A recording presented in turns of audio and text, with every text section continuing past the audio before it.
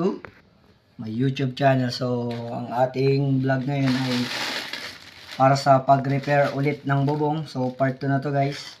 Umorder ulit tayo sa Lazada kasi may mga butas pa rin na naglilik gawa nga nung nakaraan sunod-sunod ang ulan. So, meron tayong malit dito, tapos meron din yung blue tape pang yero. So, unahin muna natin i-unbox to. So, mayroon tayong gunting dito guys.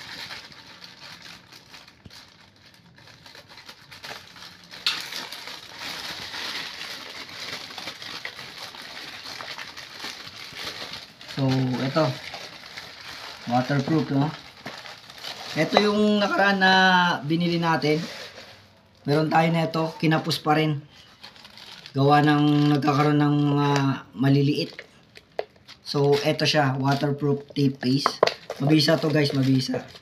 Ngayon, meron tayong nakita guys na panibago. Ito, yung malaki na to. Yung parang blue or blue siya. Buksan natin. Ito bago ko lang to nalaman. Ito 30 cm by 5 meters to. Para lang siyang blue socks guys. Ayan.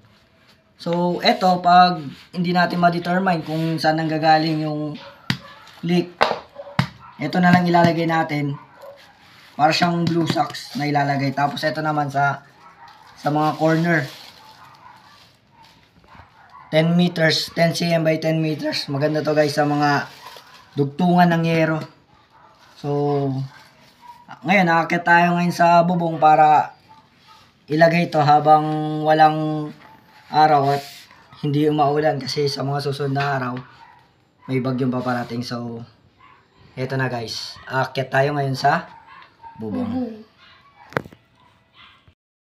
So yun guys, nandito na tayo ngayon sa taas ng ating bubong. So yan, so as usual nagtali ako. Nakatali sa katawan natin yan. Kasi kailangan self para maprotekta mo sarili mo kung sakali man dumulas ka. So ngayon nahanapin natin yung mga maliliit na butas. Kung di natin makita, ito ang gagamitin natin. Kapag nakita naman natin yung maliliit na butas, ito lang ang gagamitin natin. So kung alin dito yung pwede natin gamitin. So buwis buhay na naman to. Sana this time matapos na ang ating pag-repair ng ating roof. So let's go guys. Lalatag lang natin siya ganyan, tapos ipipil natin siya. So yan yung panibago or bago nating natuksan online kung paano mag-repair. So since wala akong kasama at papakita ko na lang sa inyo mamaya na nabalatan na siya. So yan guys, meron na tayong dalawa doon. Nalagyan na rin natin, tapos dito. Usually sa sa may flashing, tsaka sa sobrang tindi ng araw, sinag ng araw, yung bulkasil parang natutunaw siya kaya doon pumapasok. Kaya dito nilagyan ko na lang. So yun, hanap pa ako ng iba. Eto, baka pwede natin lagyan to ngayon. Pero dito sa side na to halos wala namang naglilik dyan. Dito lang talaga dyan, tsaka dito, tsaka tong part ng hagdan. So yan yung guys, etong itim na to, tatanggalin lang to. Yan yung harap niyan. Ipipil off mo lang to, tapos ilalapat mo na kung saan naglilik. So usually yung sa may bulkasil na natuyo, tsaka yung sa dugtungan ng yero. At nangyayari lang naman yung leak kapag 2 weeks na tuloy-tuloy. O kahit 1 week lang, basta tuloy-tuloy. So yan, nalagyan na natin yan. Doon. To. Meron din dito. Tapos yun, doon. Tuloy ko lang ulit guys. Yung dalawang roll na blue at yung silver, isang roll na silver naubos natin guys. Tingin ko kulang pa, pero wala na rin tayo magagawa, naubos na kasi yung order natin. Doon sa side na yun, di pa natin nalagyan So